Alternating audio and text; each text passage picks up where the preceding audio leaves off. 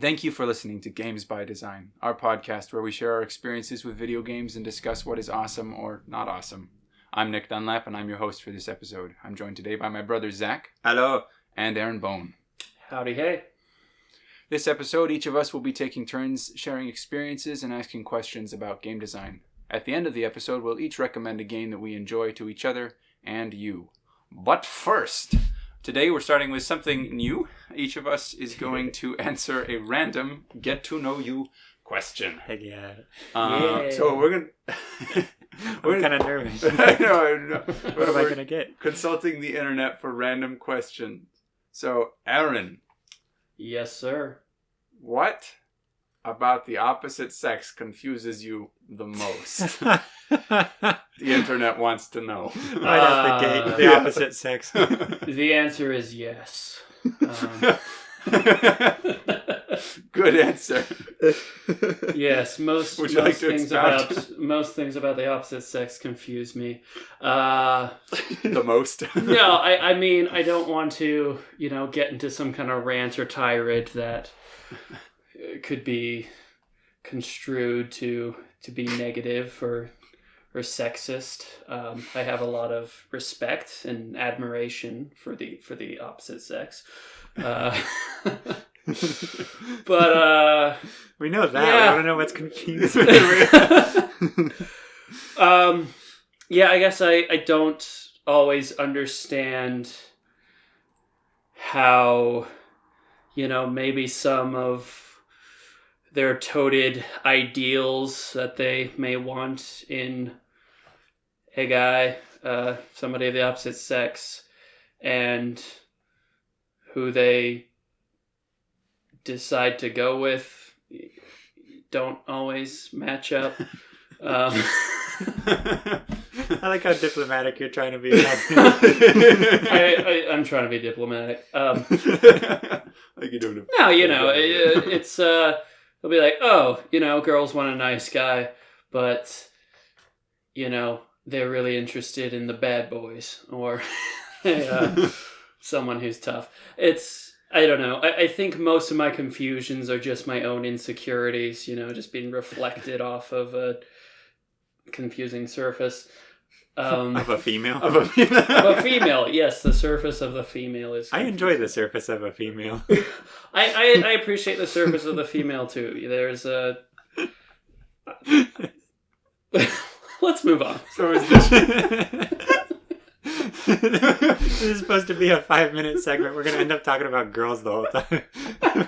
An hour and a half. I mean, maybe more people would listen to us if we... We talk about girls. So, all right. We talk about video games and girls. All right. Okay. Excellent thoughts, Aaron. Thank you for That's so funny. for sharing that. That was a good one. I'll go next. I'll see what the internet has to ask me. All right.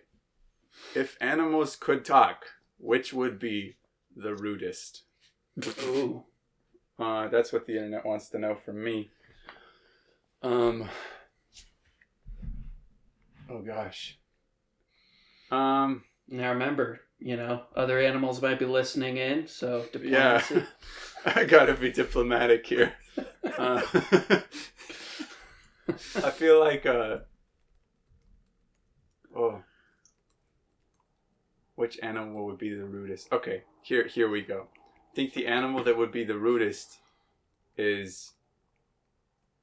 No, that doesn't make any sense. I was gonna say moths. They don't have mouths. So that's just disrespecting the laws of nature right there. But if they could talk, I know. Okay, so a moth. If they could talk. A moth? I don't know. They don't have mouths, so I think it'd be really weird. I don't know that that's really rude though.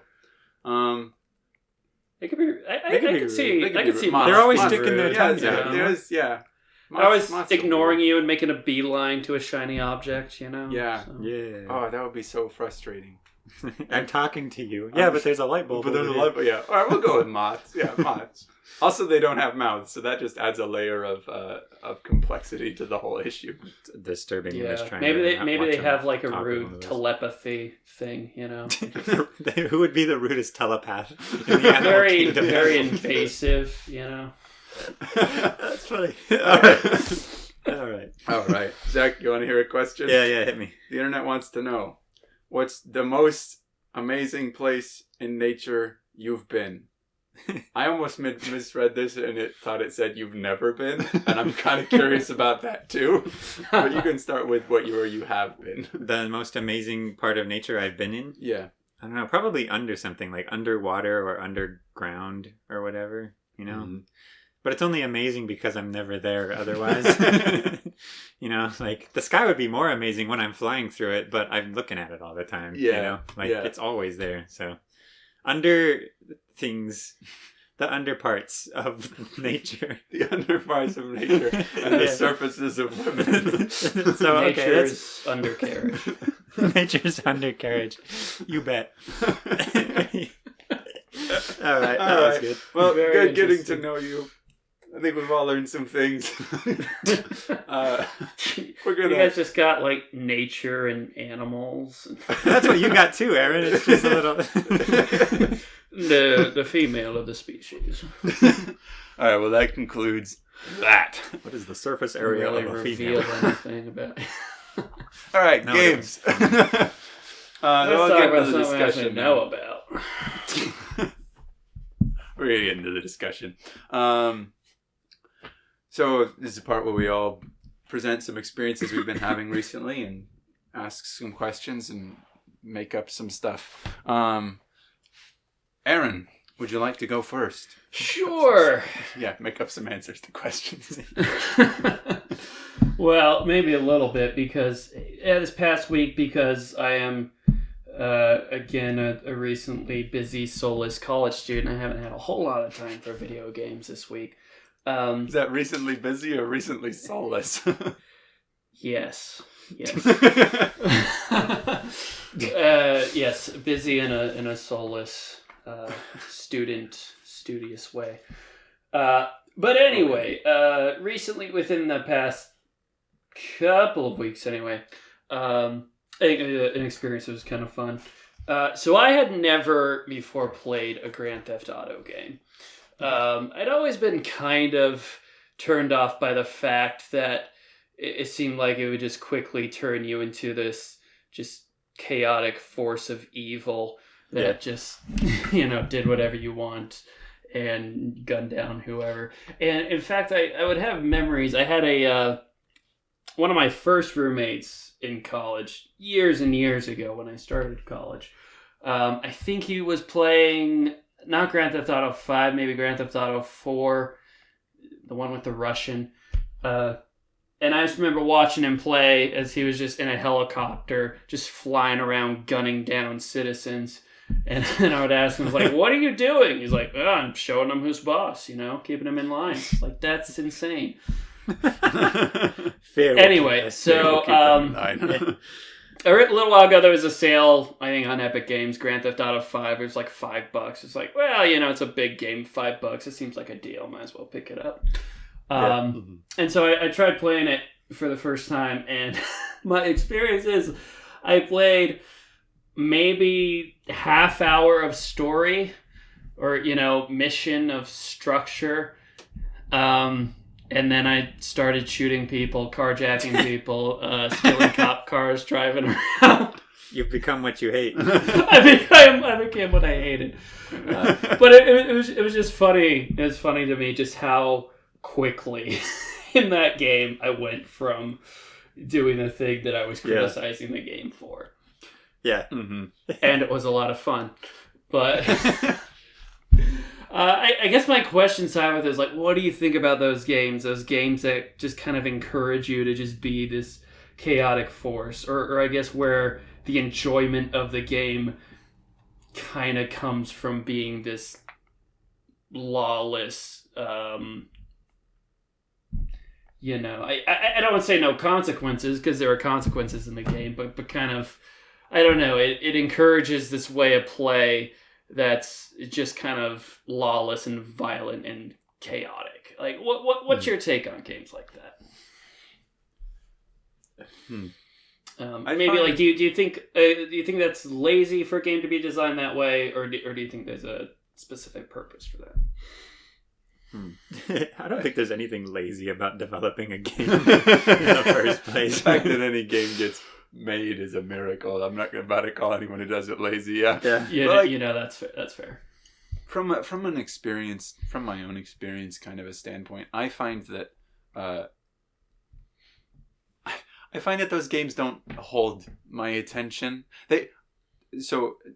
I find that they don't keep being fun for me. Those games, I find often are really fun for a little while for me. They're explosively fun. There's a lot of crazy fun chaos to get into.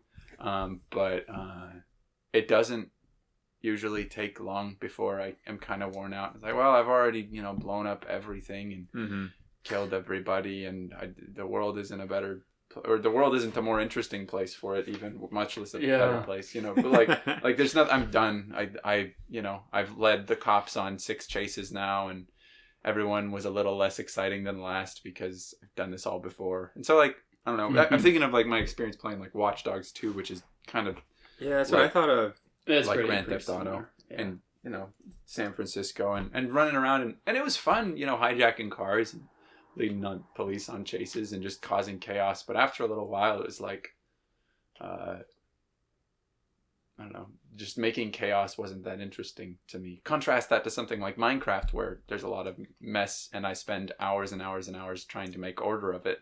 So, like, I mean, maybe there's something to that. Yeah. Mm-hmm. But, maybe there's something about creating chaos that just isn't that fulfilling. I was also thinking about Watch Dogs 2 because, I mean, we have that video that we made that one time of us screwing around with it, Nick and I, and it was fun, but like we've never went back to it. No, we played it exactly once, and then that was it. Mm-hmm. And I think that's part of. I think it's for a number of reasons. Number one, I didn't feel like the challenge was really there. Yeah. We kept like handicapping ourselves and getting into trouble intentionally in order to have fun because we had to invent challenges for ourselves because the game wasn't challenging enough. Mm-hmm. And then also,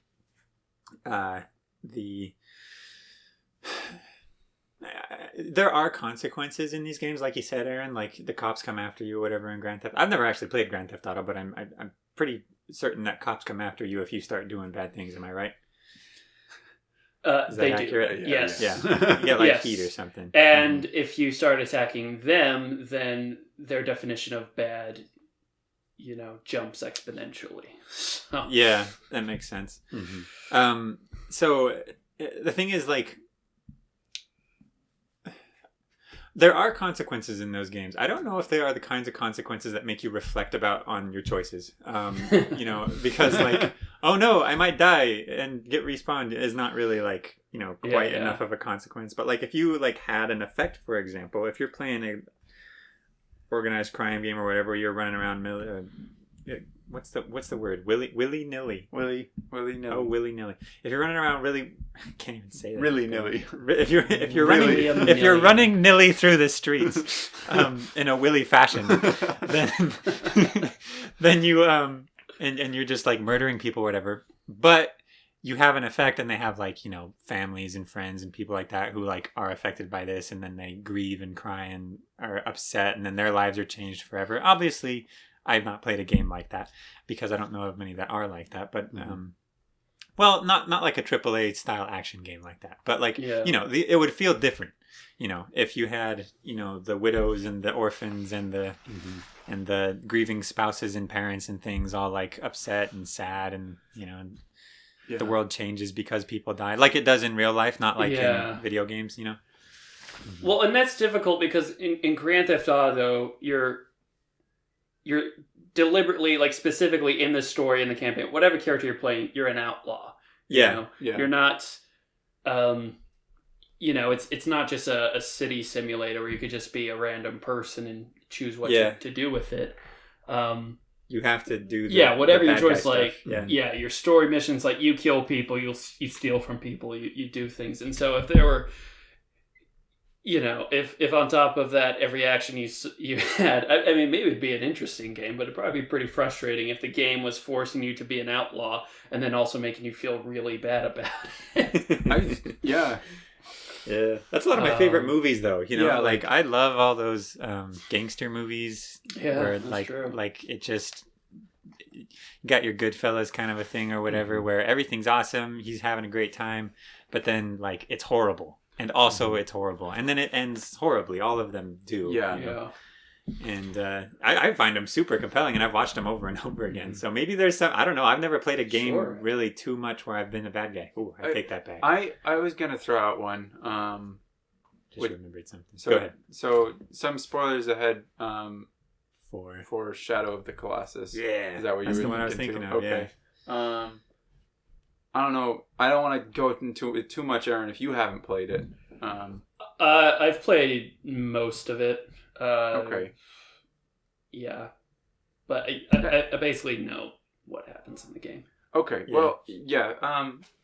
So yeah, basically, what I like about that one is that's a game where you're playing a person who does some bad things that you don't realize are bad at first, and kind of over the course of the story, you're realizing that you're doing some bad stuff, and then you keep going anyway. And it's I think that game's really impactful. I actually really, really like that game. And a lot of that is because I'm playing a character who's making a bad choice. Yeah. And I'm getting the consequences of that thrown in my face. Even though, like, I don't feel like the game's saying, you're a bad person because you played this game. Yeah, no, it's not passing judgment on you. No, it's just saying, look, it's letting you play this character who's having this kind of tragic downfall. Yeah. Which I really like. I love it, yeah. I think it's awesome. I mean, I didn't like it the first time I played it when I was a teenager. When I was a teenager, I hated it. I hated that ending. I thought, that is so dumb. I didn't want to feel bad. But like you were saying in the last episode, Aaron, like, it's okay, game designers, if people feel bad when they play your games, when they do bad things. You're talking about The Witcher specifically, but... Yeah, or when tragic, negative consequences happen. Yeah. I think even something we've been playing Red Dead Online together. Yeah. And I think Red Dead Redemption, at least the second one, I haven't played the first one, but even just its bounty system, I think really adds some weight to what you do. Because look, in Grand Theft Auto 5, it was like, oh, I could shoot these cops, I could steal their car, I could drive away, see how long I last. If I die, okay, I'll do something else. But in Red Dead, even if I die, that bounty is still there. So I'm, if I'm playing, it's like, oh, well, I don't want to have, too many casualties in this town. I don't want to get the law involved because then I'll have this massive bounty that even if I die, I still have to pay. And I remember doing this story mission in Red Dead Redemption 2 where in the course of the story mission, you basically get in this huge gunfight with an entire town and have this gigantic bounty in that area. Yeah. And if you show up, you want it dead or alive. And so, it was really annoying. I was like, that happened. It's like, dang it, like that. Yeah. Now I can't go in this whole section of map without the law coming after me or, I have to pay money. It's in Westerado, double-barreled too. They have, if you start shooting people in a town, you can't really go back. No, there's no going back after that. Yeah, I like that. And there's still the option. It's like, look, if you want to be, a more outlaw of an outlaw, you can. You take all the consequences that come with that. Yeah. It's a package. And which could be kind of fun in its own way. And especially the way, the story goes, I think there's still kind of that tragic, catharsis that we like. Something like Grand Theft Auto and another game that I was kind of playing around the same time. I don't know if you played any of the Just Cause games. No. It's even more of a chaos simulator than Grand Theft Auto because basically the story boils down to, you're like liberating towns from a dictator, but it's like, to liberate it, it's like explode this and explode this, blow this. You have this like grappling hook that you can hook things like latch things together and cause them Yeah. to blow up, and which is pretty fun. It's kind of like a big explosive toy box, right? It's a big explosive toy box, you know, which is fun to play with, but there's not a whole lot. It's like, oh man, I gotta get back into that game and find out how to explode some more stuff, or get into the story, or it's like, oh, I feel bad for what I did. No. Well, I mean, so I think, what you said last time is like, if you have the full range of emotions, the regret along with the elation of success and doing a good thing, like it makes for a more meaningful kind of experience overall that you keep wanting to come back to, And The Witcher kept gut punching me, but I was riveted. Yeah, like that made me feel worse than a lot of other games have, but it also made me feel way better. Yeah, Last of Us too. Like so many gut punches over and over and over again. It's like I want to play this so much. Mm-hmm. Yeah. So I mean, it's almost like games for I was gonna say games for kids and games for adults, but Grand Theft Auto's often said, "Oh, this game's not for kids," but. But it's childish, it's kind of childish, and it's like, look, you just want to, blow up some stuff, steal some cars, drive around, cause chaos, just this sandbox, just do what you ever want, go play in the sandbox, have fun with your friends, but it's not really causing you to get outside your comfort zone or really think about anything deeply or make any difficult decisions or really engage with the humanity of the character. And maybe it does. I don't know. Maybe if you follow the campaign, I've heard there can be some good characters in this game. But at least the direction that the gameplay goes and kind of the way it encourages you to play, it's at least easy to ignore all of that. So yeah, it's just more shallow experience, I guess. Yeah, I like that. Yeah, I like having the full. What's the word? Range. Yeah. I just said that 2 minutes ago. I think we basically, I don't want to say exhausted the topic, but I think we basically talked about what we need to talk about with this one. So cool. Nice. Yeah. Yeah. Well, thanks for your question. Yeah, I like that question. Yeah. Thanks for your thoughts. We'll move on then to Zach, your experience and your questions. You're down to go. Yeah. Take it away, Take it away, Okay, thank you. So, what is that, Harry Potter? Yeah. That's the shrunken head. Oh, yeah, the little head and the shrunken bus. head. Oh, that's so weird. Yeah, it's kind anyway. That just seared into my memory after I watched that movie. Yeah. I say that all. Yeah. Yeah. Anyway, talk about Harry Potter some other time. But okay, I'm going to talk about Skyrim again. All right, because it's always good. I always talk about Skyrim. There's so much to talk about with Skyrim. So it was years after I had started playing Skyrim for the first time that I finally decided I wanted to walk everywhere. And so I did. And I instead of fast traveling or taking the wagons or anything, I was like, I'm just going to try this out. I'm just going to walk from settlement to settlement. I think I finally bought a horse, which I had never done in Skyrim before, because I'd forgotten that I didn't even know you could do that. I didn't know you could buy a horse. And so I bought a horse finally because I actually needed one. And I started going between all the towns and settlements or whatever. And the first time I did that, it was shocking.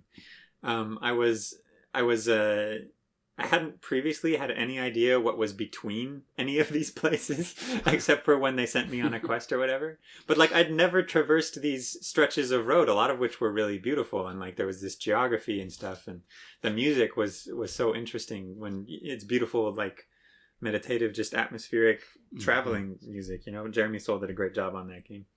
But I was like, I've been playing this game for years, and I had no idea that all of this stuff was in between here, or that it was so interesting. And I kept having these weird interactions that I'd never had in that game before, highwaymen encounters and wild animals and things like that. And then just interesting people to talk to that would just appear on the roads that I just didn't know about. And there were settlements and towns and points of interest that I just, Anyway, it was crazy. And I realized that the world prior to me doing that had felt really segmented and separate. And when I finally come around the corner and see Riften for the first time, I was like, whoa, this is all in the same place. This is all, I walked from Whiterun to Riften. There, I can look at one and I can walk over here and I can look at the other one. It like totally sold the illusion of it all being an open world, which is so interesting because it's supposed to be, you know, the open world game. But I had felt like it was a bunch of secluded, isolated cells. Not really like, I knew that you could walk between them. I knew that they were in the same world, but it didn't feel that way. Riften doesn't feel like it's in the same world as Whiterun if all you're ever doing is fast traveling between them. Exactly. Like menu markers kind of more than anything. Yeah, and then it was really cool. It was super cool. So my question is about fast travel and other content skipping features, mostly fast travel. What do you guys think is what do you think its strengths are when it's included in a game, and what do you think its weaknesses might be? Because I just shared a couple of mine. Yeah. Ooh. So I definitely I know we're alluding to a lot of weaknesses that fast travel has, and that its limitations. But just to kind of share an experience that highlights its benefit. Last time I talked about the game Nier Automata, and a lot of the early quests in that game are often going to this location and talking to this person, and then going over to this other location and getting this one thing, and then either going back or then going to another location to talk to another person. It's a lot of back and forth. And you don't get fast travel right away in that game. It takes a while before you can unlock fast travel. And so in that beginning, when I'm just running back and forth between these same areas, I just remember thinking, boy, I wish I had fast travel right now. And I mean, you know, there was some stuff. Yeah, it was great to, you know, travel around and see the world. But after I had seen all the areas, just going back and forth between them, the novelty kind of wore off. So is there no fast travel in that game at all? I have not played it. No, you get fast travel later on. So you kind of have these little kiosk things you unlock in different areas by defeating some bad guys or whatever, and then you can fast travel. And in the beginning of the game, it can only go to one location, but then later on in the game, it opens up to more locations. But then later, like when I did unlock it, I found myself enjoying those quests a lot more because I'd be like, oh yeah, I could just hop over here and, you know, go in this area. And since I'd already, you know, been to the areas and explored them around, I was okay with that. And I think maybe, I don't know, that's a good balance that I like. If I haven't been to an area before, I like to be able to have the full exploration, you know, see what's kind of in between and, you know, get there on my own. Yeah. But once I've got there, I think having the option to quickly travel back if needed is nice. Yeah. I have a thought. Sorry, I wanted to make sure you're done with what you were saying there. Was that? Yeah, that's good. Okay, so I tend to roll my eyes at fast travel a little bit and get a little frustrated with it. I don't love, like, when I think of Skyrim fast travel, it's like, Skyrim fast travel, you can teleport anywhere. Or Breath of the Wild fast travel. It's like, you can teleport anywhere. At least with Breath of the Wild, like, you have a teleport thing. Yeah, and see, but like, Breath of the Wild, I feel like, was at its most fun when I was riding my horse back and forth in places, because the world continued to feel connected. But then I got to the point where I had been everywhere, and so I was just jumping with fast travel points constantly. And then it started to feel a lot more segmented, which is funny, because I'd already explored the world. Yeah. But it felt segmented again. Yeah. But some games... But there are some fast travel, and I'm putting this in quotations, that is handled a little differently. For instance, if I'm playing Dark Souls, and I am running around the undead parish, and I find an elevator that takes me back to the Firelink Shrine, I go, whoa, that's awesome. Now I have a quick way to get back and forth between these two places. And that doesn't irk me the same way that a teleport does, because one's keeping me in the world and actually taking me between two different places. And one's a loading screen. The other one's just a loading screen, And so, like, when fast travel isn't, I don't know, I wonder if maybe it's not quite as binary as you walk there on foot and you teleport there through a menu. Yeah, maybe there's some other solution there. Yeah, because like you get a faster mount, and then that's faster travel. Yeah. Or like you get launched through the air in a catapult or a cannon, like in like Twilight Princess. You hop in a cannon and it launches you into the desert. Like that's fast travel. Yeah.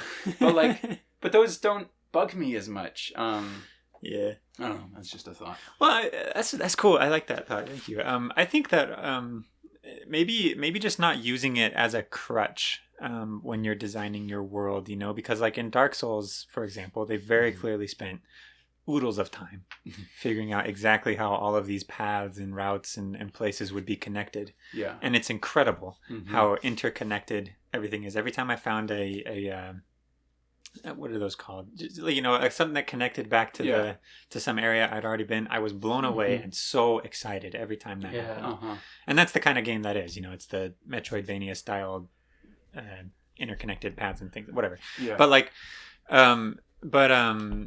and then there's also the example of like the Deus Ex one that's set in what is it, Prague? Yeah, I can't remember which Mankind Divided. Mankind Divided. Yeah, like it's an open world, but it's really condensed. It's super close together, so it's not actually that much of a chore to walk places. And granted, I didn't play much of that game because it's not really my thing. But like and I bring that one up because Game Maker's Toolkit, Mark Brown, he has an awesome video about the smaller open world. It's an interesting idea. Then there's the Minecraft approach, where you cannot really, you can kind of fast travel, but like generally though, I'm thinking like overland stuff. Like you don't really need to. Yeah. Just like not requiring the player to fast travel all over the place actually helps a lot, which is I think the thing I have a problem with in Skyrim. Because it's like, do this quest and you have to bounce from one end of the map to the other end of the map back and forth 3 or 4 times before you complete some of these quests. Like these quests clearly expect you to use the fast travel mechanic. I mean, like, what if everything was just close enough together that I could just like, walk there super easy and it wasn't a big chore, But, it's just, it depends on the kind of game you're making. I'm sorry, I've talked a lot. No, I agree with you. Sorry, Aaron, I think you were going to say something. Go ahead. Well, I was just saying, I've been thinking about what I was saying. I like how both of you brought up Dark Souls because I've been thinking I've been working my way through the first Dark Souls, and I believe later on in the game there's some kind of fast travel, but yeah, where I'm at, it's just your shortcuts and your occasional bonfire. But then I also played a little bit of Bloodborne. And that kind of has this hub world that you can go to from any lantern, basically a bonfire, that can then connect to other lanterns. So basically you have a fast travel from the very beginning. And as you're saying, it's like, it doesn't feel like one open world, even though it technically is. That I'd find myself just going to the hub world and then going to a different section. And it's segmented. It's, just kind of going from one spot to the next, and it doesn't have that same seamlessness of when you find that elevator down to the Firelink Shrine in Dark Souls and you're like, what? Like, this is right here? This, like, it's amazing. I didn't know I like did this circle back here. It's it's very cool. Like that level design, it's just it's like a cool little surprise. It's fun. I don't think every game needs that, but no, I agree. No. Yeah, I think, I don't know if a game has the potential to have that and it relies too much on fast travel, so you don't see that as much. I can see that. I think it depends. I mean, we talk about what a game's intended experience is going to be, and in a game like The Last of Us, you don't need fast travel because it just says, okay, next scene, and then it cuts and it picks up a few months later or whatever, and then you're moving on, and because it's not, but it doesn't have the expectation that it is an open world, and it's not a world that is supposed to feel open, you know, and so that's what's just ironic to me about a lot of these open world games is that they have this fast travel mechanic, and often it's handled better than other times. But it has the effect of making this open world feel not open, but instead segmented, even though it is open. It's all connected. It's completely, you can go from place to place and go anywhere, but it just doesn't feel that way as much. Yeah, and That's really interesting. Those are some really good thoughts. It's kind of like the effect, because I feel like games are kind of in a everything needs to be bigger and better nowadays. And so, like, just open worlds are just getting bigger and bigger and bigger. And I feel like maybe that's kind of their way to supplement that, where it's like, oh, well, people just want to have this massive, gigantic world to explore, but we can't fill it with enough content to make it worthwhile to just constantly explore. Yeah. So we'll just make it that you can just zip around to wherever you need to go. So funny, because that's not using the strengths of the open world. Yeah. Like when everything, Yeah. I did. You played Nick, you played Horizon Zero Dawn, didn't you? I did. I was actually just thinking of that game. That's really funny. Yeah. Well, because I think that kind of takes an interesting approach to the fast travel, where in order to fast travel, you have to use up a limited resource. Yeah, you have to like build a fast travel kit, and then you use it, and you can only go to a number of specific locations. Yeah, and you can like go to campfires, and I guess kind of in canon of the game, it's like, oh, you're not really fast traveling. We're just letting you, the player, skip her travel to this area, but she has to have the supplies to. Yeah, I don't know. I think it kind of works. Now, in the DLC for the game, they gave you a golden fast travel pack that has unlimited uses. Oh no! So totally. Even with that fast travel option in that game, I rode everywhere. I ran everywhere. I fast traveled maybe twice in that whole game, but otherwise, and that map actually isn't too big. And it's actually pretty quick to traverse. And so I actually just got a kick out of running everywhere. Every quest I did, I just ran, or I hopped on a robot dinosaur and I rode wherever I wanted to go. And I actually really enjoyed that because I actually had a pretty good idea of the shape and structure of the world at that point. But that is, riding a robot dinosaur. Why wouldn't you? Why would you? It's like, why would I fast travel? Yeah, I know. Why would you not want to do that? Yeah. But yeah, well, we're out of time for this segment, but thank you for your question, Zach. You bet. Thank you. Yeah. My question now, my experience, is thus. So I've been playing a ton of Minecraft lately. And I have noticed that I spend a lot of time playing Minecraft, popping over to the internet to look stuff up frequently. I spend a lot of time in the Minecraft Wiki. Wiki? Wiki? I don't know. Don't ask. Minecraft Wiki. Just to learn how things work. I just do this without a second thought. To me, that's just the way to play Minecraft. It's right. Like I just look this stuff up. There's answers. Well, you're not going to learn it in the game. I know. See, that's that. But I find it really, really unappealing to follow this approach with, say, like, and this might be a little obvious, but Dark Souls or something like Hollow Knight. But I know people who study Dark Souls wikis profusely, even the first time through the game, so that they can get the ending or the items that they want, or so that they don't miss any content. So I wanted to know how you feel when you need to go outside of a game to obtain information in the game, or information from the game, or information about the game, whether that's essential information to progress or not. So like this could include walkthroughs or just tips and tricks. When do you like going to outside sources, and when do you not like going to outside sources? What's your experience with that? I've got one. Yeah, I got something I can say. Go for it. So Stardew Valley, the farming sim made by one man. It has that thing where you make friends by, which is really funny. You make friends by giving people things. Mm-hmm. That's how you garner goodwill. You give gifts. Yeah, you give gifts to people. And they all have a list of things that they like, and then things that they're neutral about, and then things that they like dislike. And there might be like various degrees there too. You might have, I really love these 1 or 2 items, and I like these, but I really like these. But this is brilliant. I like this, but this is brilliant. Or it's the other way around. Whatever. I'm trying to quote that Jeremy, what's his butt name from that British show about the cars. I was going to say Top True Gear. That's not True it. Gear. Top Gun isn't it either. I don't, what is it? Top Grit. What is it actually? Top Gear. Top Top Gear. Gear. Gosh. Oh my gosh. It's brilliant. Split the difference. That was such a waste of time. Anyway, so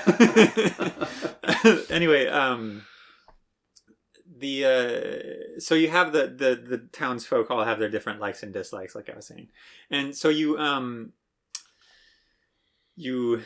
when I was playing this game, I would like just look it up on the wiki. It's like, oh man, there's so many items in this game, and I can't figure out who likes what or whatever. You're also limited to giving people a certain number of gifts in a time frame. So if you give them the wrong gifts, you have to wait like a week before you can try to give them something else. And I was like, man, that's too much work. I'm just gonna look it up. So I did, and it was boring because because I knew the answers to every question, and like the puzzle, the figuring out thing. And I don't know if it's necessarily like the strongest gameplay mechanic anyway. Mm-hmm. But I had no idea, for example, that there's this cute little journal you keep about everybody in the game, and every time you give them an item, it tracks whether they liked it or disliked it or not. And I was like, oh, that's really cool. I will never fill this out. I will never know what these people like and dislike. I will only ever know what they love the most because the internet. Because the internet told me what I need to know, and that's what I'm going to use. Mm-hmm. So I was bummed out about that, actually. Yeah. That's my experience. I didn't like that very much. It was kind of disappointing because I was like, oh, I missed out on the whole learning experience about learning to get to know this person and developing an actual relationship with them. Yeah. And you think that's partially because you didn't know about that journal feature in the game specifically? I think partially, but still, it's just way more convenient to do it by looking it up because it takes so long to do everything, and so I'm like, no, I don't. I have things I want to do. I have other games I want to play. I have other things I want to do than play video games all day. So I didn't do that. Yeah. What about you, Aaron? You have any thoughts? Yeah, guides are always a two-edged sword. Like, I've had enough experiences with games where I'm just banging my head against the wall at a certain part, and I usually get to where the balance is off enough where it's like, okay, I'm not really having fun anymore trying to do this thing, so I don't really care if I find a cheaper way to get out of doing this to do something else. So if if I'm playing say I'm playing an Uncharted game and there's some puzzle or some platforming thing and this has happened to me where it's like, I have no idea what I'm supposed to do here. Yeah. I'll try to work it out for 15 minutes, and then if I can't figure it out, it's like, okay, I'm just gonna look it up. And usually with that, it's just like, oh, do this. And it's like, okay, maybe I would have figured that out, maybe not. Don't care, moving on. Yeah, and you kind of let it go, and it doesn't. Yeah, there have definitely been times where I've gotten to that point with a game that maybe is a bit more open or has some more systems, or something like Dark Souls. I mean, part of the fun, quote unquote, of Dark Souls is banging your head against the wall until you break through, right? But there were definitely some moments where playing where either maybe I'm at this boss that is a little difficult, or I can't find my way through the maze that is a Dark Souls level, or even I'm just uncertain where to go next because it's not that clear. Where I was like, okay, I could figure this out. It's like I think I get into things like I want to enjoy the games that I'm playing, and so when I get to a point where I'm not enjoying the game, I'm worried that I'll just disregard it or toss it aside if I don't get some kind of help to put me in another section of the game where I'm enjoying it again. Because if you're in that frame of mind of this is stupid, I can't get through this, and then you get an external aid that pushes you past that real quick, then you can get back into enjoying the game and stuff like that. Yeah. And I don't think there's anything wrong with that. And that's why I think it is a two-edged sword, because that is a useful tool to have. And I found Reddit to be very helpful, because usually it's gamers that are concerned about the integrity of the game and not wanting to spoil certain things, but they were, I'd often go into different threads and they drop enough, clues or something. If I went to a wiki, especially Dark Souls, I'd be like, okay, how do I beat this boss? And then it's like, and here are the best weapons to use against it. Once you beat the boss, then you're in this area. And this is like, whoa. I don't like... Yeah. I didn't want to know that much. I just want to know, like, am I being stupid trying to do this right now? Yeah. Which in Dark Souls, it's like, well, you could beat the entire thing naked with, like, a weak sword. So you're probably... There's nothing you can't do in that game. Yeah, for real. But I've also noticed sometimes I'll enjoy certain games, something like Breath of the Wild, where the first time playing it was really a pretty magical experience, but trying to play it afterwards, it doesn't have the same excitement. I know. So, it's really actually quite sad. It's tragic. It makes me really sad. Like, wish. Yeah. And I don't know if I can. Beautiful. It was so magical. I don't know if I can really fault the game for that, because that's... I don't know. It's kind of awesome that you have this initial experience that's really wonderful and unique and cool, but you can never ever like discover it once. But I found I've been able to get a little bit of that, like when I watch other people play, So sometimes, I know there's a bunch of Let's Plays on YouTube or whatever, and they can just be this time sink and pretty mindless. But I find I enjoy it. Some games like Breath of the Wild or even The Witcher or some other games, it's like, man, I really enjoyed this first experience. I'm really curious what people think of this or what their experience is, or see them experience it for the first time. But then there's been moments where in that they do something that I didn't know existed in the game. And then I'm watching, it's like, oh, like that would have been cool to figure out. But now I kind of spoiled it because I watched somebody else do it rather than figure it out for myself. Yeah, but you weren't playing it anyway. Yeah, you were kind of done with it. That's true as well. So, but that is such a tragedy. I think about that game frequently, and that is the note that I end on. I'm like, oh, it was so cool the first time, and I can't play it anymore. And it's over forever. Yeah. But again, is that a negative? Like, is it bad to have a more ephemeral experience with That's a game? That's a good question. Because that first experience. There's nothing like it in my mind. There's not the moment I glided off the Great Plateau for the first time was incredible. The moment I first saw a dragon was incredible. Like, it was just unbelievable. Yeah. I mean, it's kind of like in real life where it's like, I mean, you only get one first kiss, and you're gonna remember it, but like, and it's probably not even gonna be that good. But like, it's like, but you remember it, and it's this ephemeral but important part of your life. So like, like the Breath of the Wild thing. So that was...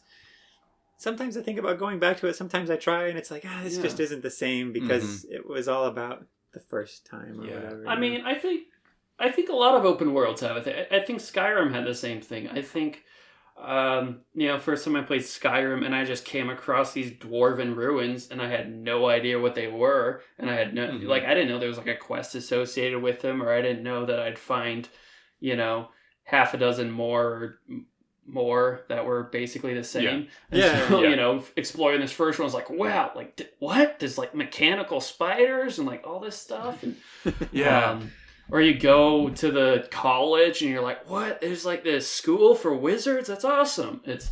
I don't know. I think that's something about games that, you got your, like, I don't know, your Call of Duties and your Overwatch that have this infinite replayability because you're constantly having these new multiplayer experiences. But I think the games that stick with you or the experiences you remember are kind of more those one-time initial experiences, and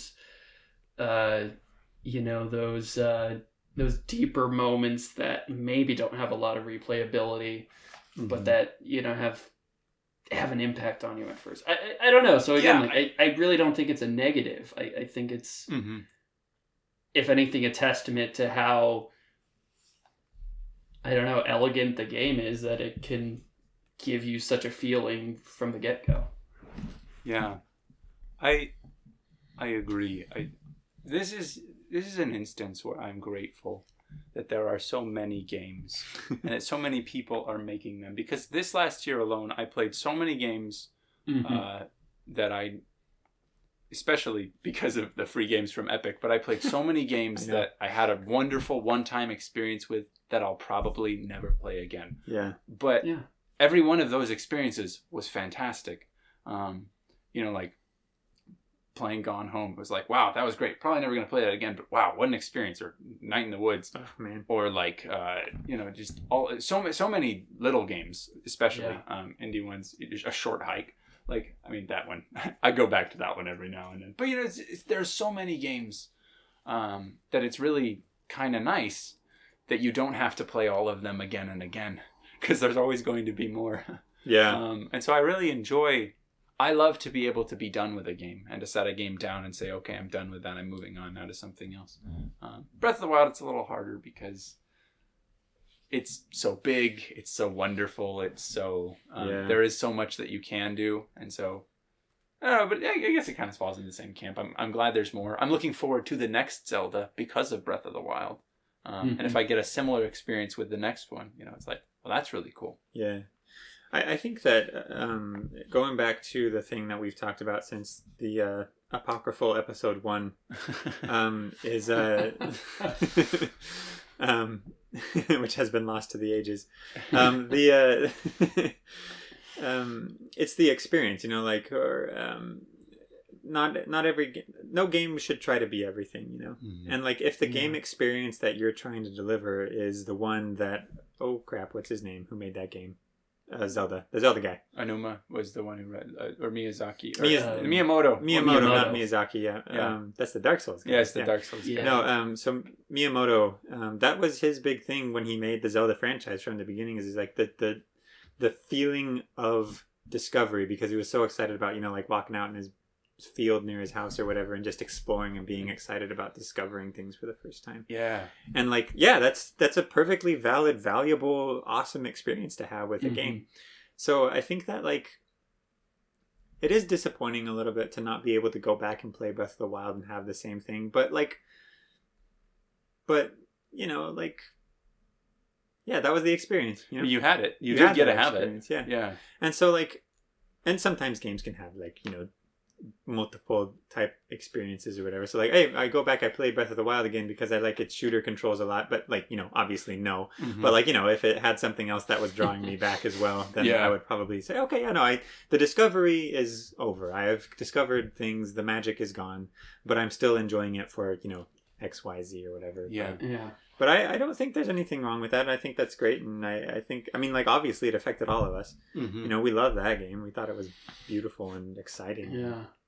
Well, and I know we've talked about in the past too, like there's a bit of a trend with some consumers or with some ideas that try to quantify the value of a game in, how many hours of play you can get out of it.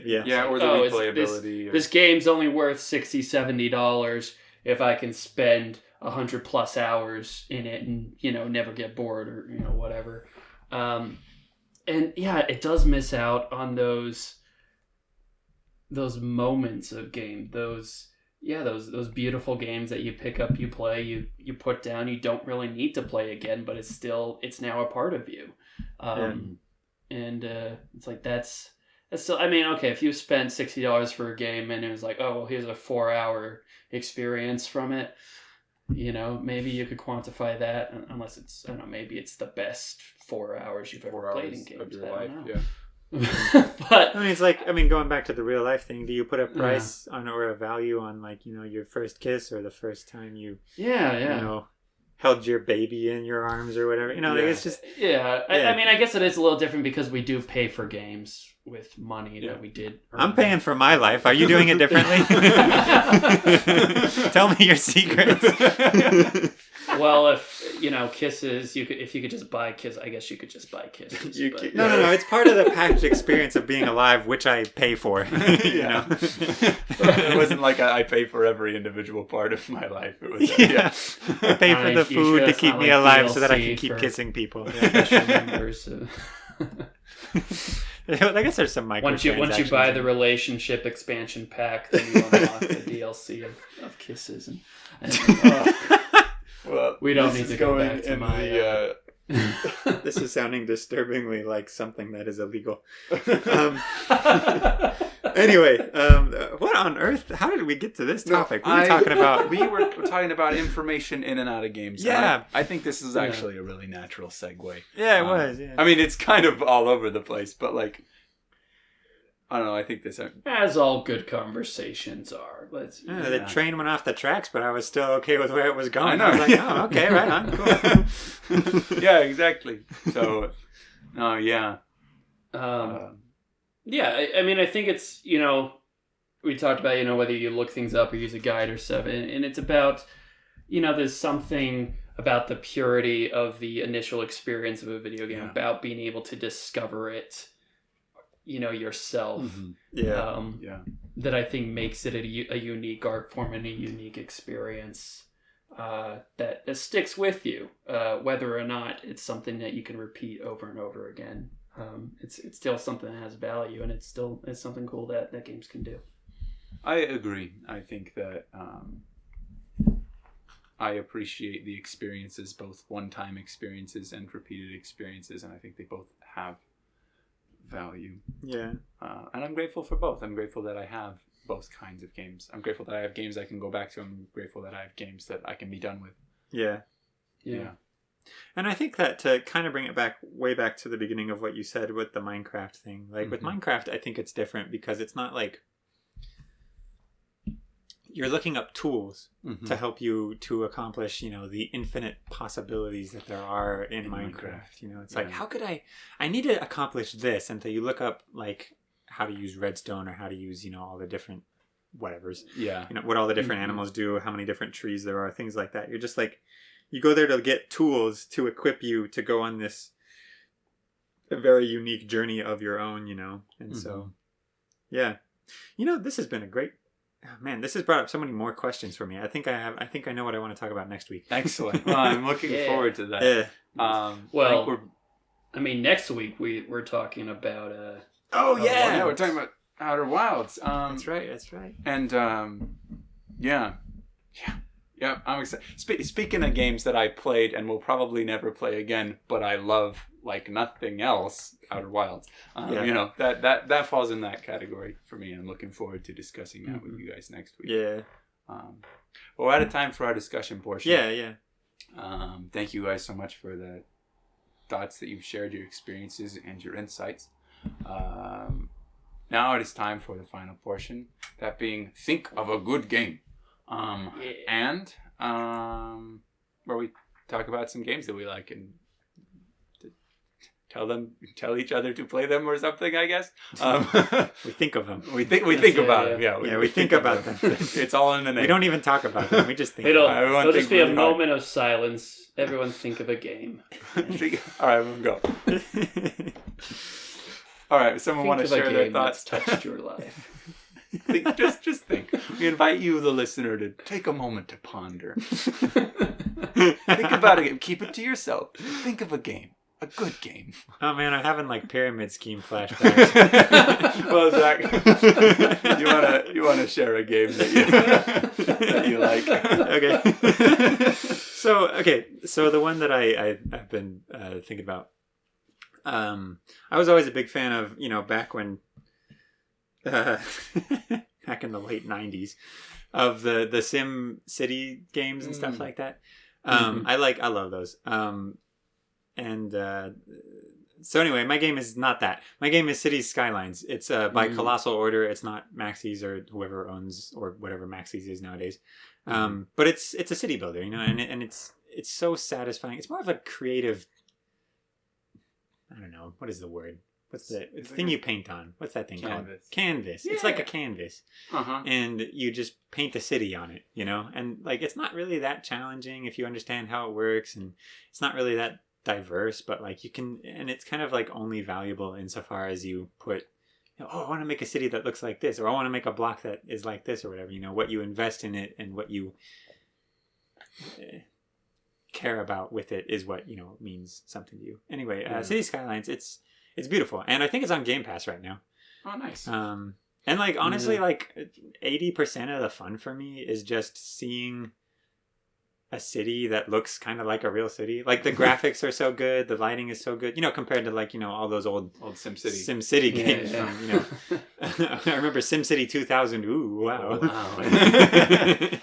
I did play that game. Yeah, yeah. Yeah, City Skylines looks a little build prettier. a polygon city. Yeah. But buildings with 4 sides. You can move the camera around. You can go down on the street level and like follow the cars and the people, and they have names, and it's so cool. That's awesome. But yeah, it's a neat one. So that's mine.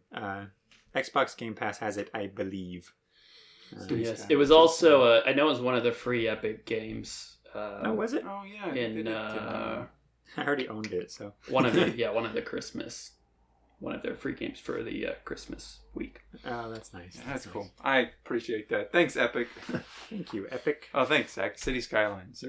Aaron, you got a good game that you thought of during our moment of silence? Yes, I did. Yeah, it's a game. Okay. So as I said, I'm a busy, soulless, timeless. Well, not timeless, but you timeless I have no time. You're timeless. You live forever and you don't pay for anything. What? What is your secret? You play video games. Hey, there you go. There you go, folks. So I haven't played too many new games in a while, but one I did play a little while back that I thought was pretty cool. Okay, I mean, I haven't finished it, but I started playing it and thought it was cool. But it's called Kentucky Route Zero. I don't know if you've heard of that one. I've heard of it, but I don't know much about it. So it's really kind of crazy. It's a game that basically they've been working on for about 7 years. But it was kind of an early access game that they would just kind of release it chapter by chapter. It's basically this narrative game that kind of incorporates some puzzles and kind of some words and stuff to follow the narrative. But they would release it like one chapter at a time over the course of 7 years. Wow! And then they finally this last year they finished it and they were able to release the full game on its own. So I started playing it on the Nintendo Switch. But yeah, it's really cool and it's really unique. And each section's kind of its own little vignette, kind of like a different experience, but kind of following the same general idea. It's I don't know. It's kind of a hard game to explain. There is a lot of reading in the game. It's one of those narrative games. It's like some voice acting would be nice, but that's probably just me being spoiled. Really, but you don't want like bad voice acting. That would just make it even worse. Anyway. That's true. Yeah, if it's bad voice acting, if it's like Skyrim, where it's just like the same 5 people, and yeah, I wouldn't say it's bad, but it's kind of fun. But yeah, Kentucky Route Zero. I think the people who made it are called Cardboard Computer. It's got really good music. So even though there's reading, there's music, so that makes it real fun. And sometimes it has almost like a choose your own adventure vibe, but you're kind of following this story and figuring things out. And cool. Just kind of following this dude trying to make a delivery in his truck and needing directions. That's the gist of the plot. But I like that plot. Kind of fun, kind of quaint, kind of takes some twists and turns. But yeah, I believe it's also on PC, on Steam, and in the Switch. Yeah, right on. Nice, super cool. Kentucky Route Zero. Kentucky Route Zero. All right, Nick, what's your game? My game that I thought about during our moment. I mentioned this one before. XCOM 2 by Firaxis Games is a game that, while I haven't played a lot of others of its ilk, was really enjoyable for me. It's a turn-based tactics game about killing aliens. Kind of like the turn-based tactical game about killing aliens. But I get such a kick out of the kind of randomly generated, emergent way the story progresses, and with these characters they're randomly generated and that can die, and it's got a real sense of consequence to it, which I really enjoy. So those are some things I really appreciate about that. But it's a fun one. It's from 2016, so they released another one kind of recently, but haven't looked into that as much yet. But yeah, XCOM 2 is a game I had a lot of fun with. Another game that I may never play again, but I had a really good experience with it. So that is my good game that I thought of. Very cool. I've thought about giving that one a try. It takes me a while to get into the tactical turn-based things, and so yeah, sometimes it's hard for me. Like, oh, I want to play another one of those, or yeah, I don't know, but I've heard that's like the one to play. So yeah, it's kind of it's a high commitment. Like it takes some time to get used to it. It's not the most confusing tactics game or strategy game that I've played, but like that was Crusader Kings. No, that was Crusader Kings. Yeah. But what I appreciate about it is the relationship that I built with my soldiers over time. It's the long game. It's the game you play over the course of the entire campaign as you slowly build up your squad and try to take back the world from the aliens, and then one of the soldiers that you really like dies on a mission, and then it's this fun kind of immersion story experience that really shines in the long term. But yeah, the barrier to entry can be kind of challenging with those, so I totally get that. But yeah, cool. So that concludes that segment. I'm gonna wrap up. Wow, right on. Yeah. So thanks again for listening. To all those who did. Next time will be another game highlight episode, and we're going to be talking about Mobius Digital's Outer Wilds. So join us as we spend a whole episode talking about that game, which I love. Which I need to finish. I need to. I will find some time in my soulless, without time existence to pick that one back up again. Bizarre existence. We're learning so much about. It's a good thing we added this get to know you question thing. Yeah, my Aaron was like some kind of higher being. At least he still has. Now you know. The rest of us. I guess that's something that transcends humanity. Stuck in a time loop. Oh man. All right. Well, thank you for listening. Homework. We'll talk to each other later, and you'll listen. You'll listen. Bye-bye. Bye. Bye.